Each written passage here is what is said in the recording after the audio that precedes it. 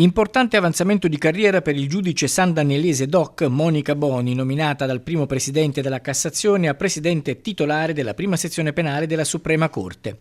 La prevalenza del profilo professionale ha fatto sì che fosse l'unica concorrente per il posto, il che evidenzia l'ampia condivisione da parte degli altri presidenti di sezione che avrebbero avuto titolo a partecipare al concorso interno. Si tratta di un traguardo prestigioso che premia una carriera caratterizzata da un percorso importante che progressivamente l'ha portata all'incarico di oggi, di fatto un gradino dietro solo al primo presidente. Classe 1961, Monica Boni era approdata in Cassazione nel 2012, prima di essere nominata nel maggio del 2022 dal plenum del Consiglio Superiore della Magistratura presidente di sezione, sempre la prima. La nomina attuale le ha consegnato la piena titolarità del ruolo. La prima sezione penale tratta generalmente casi di omicidio, terrorismo, associazione a delinquere mafiosa ed altri gravi reati.